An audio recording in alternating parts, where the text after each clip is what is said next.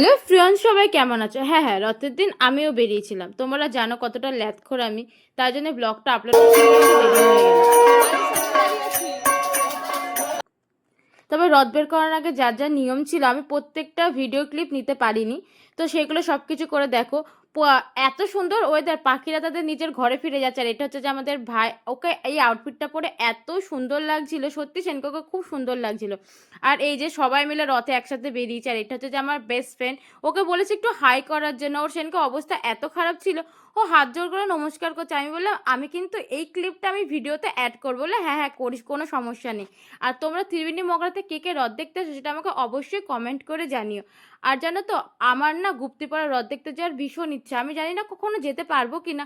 ওই যে কথাতেই আছে, যে কোনো তীর্থস্থান বা যে কোনো মন্দিরে ভগবানের ইচ্ছা ছাড়া কখনোই যাওয়া সম্ভব নয়। আর এই যে আমাদের জগতের নাথ প্রভু জগন্নাথ, তিনি আসছেন আমাদের ত্রিবেণীর রথ।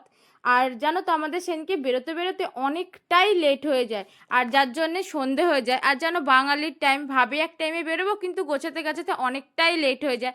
আমি ভেবেছিলাম যে রথের দড়ি টানবো, কিন্তু এত ভিড় আমি না সাহস করে যেতে পারিনি। তোমরা দেখছো আমরা এক সাইড করে দাঁড়িয়েছিলাম। তো দেখো, আমাদের জগতের নাথ প্রভু জগন্নাথ তিনি আসছেন। সবাই কমেন্টে লেখো জয় জগন্নাথ। আর কে কে কোথায় রথ দেখতে গেলে অবশ্যই আমাকে কমেন্ট করে জানান। আর কে কিরকম মজা করলে সেটা আমাকে জানাতে একদমই ভুলো না। আর মগরায় কারা কারা আসলে রথ দেখতে সেটা অবশ্যই আমাকে জানিও। তারপরে দেখো, এখানে সবাই একসাথে জড়ো হয়ে গেছে, সবাই কমেন্টে বলো জয় জগন্নাথ।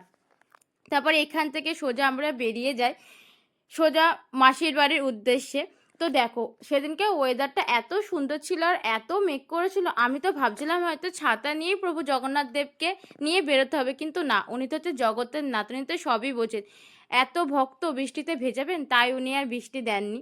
তো সেদিনকে ওয়েদারটা সত্যি ভীষণ সুন্দর ছিল। আর জানো তো, এদের বাড়ির রথটা অনেকটাই পুরনো, বিগত 5 বছর বাদে একসাথে বেরোলাম। সেদিনকে এত মজা করেছি, হাসতে হাসতে জাস্ট অবস্থা খারাপ হয়ে গেছিলো। আর এত গলা ফাটিয়ে চিল্লিয়েছি, গলার অবস্থা বীভৎস খারাপ, যার জন্য হয়তো আমার ব্লগের ভয়েস ওভারটা দিতে অনেকটাই লেট হয়ে গেল।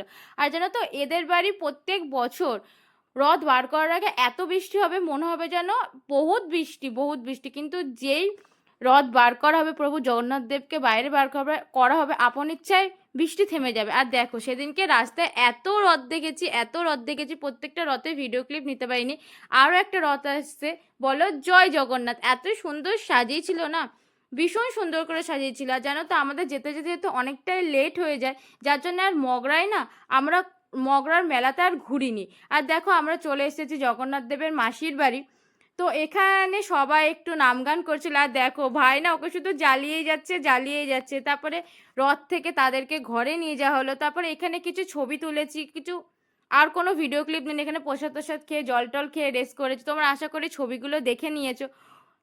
এখানে এখন প্রভু জগন্নাথ দেব, সুভদ্রা, বলরাম সবাই এখন 1 সপ্তাহ থাকবে। 1 সপ্তাহ বাদে আমরা আবার তাদেরকে আমাদের বাড়ি নিয়ে আসবো, মানে আমার বেস্ট ফ্রেন্ডের বাড়িতে নিয়ে যাওয়া হবে। এই দেখো, এখানেই হচ্ছে যে তিনি থাকবেন।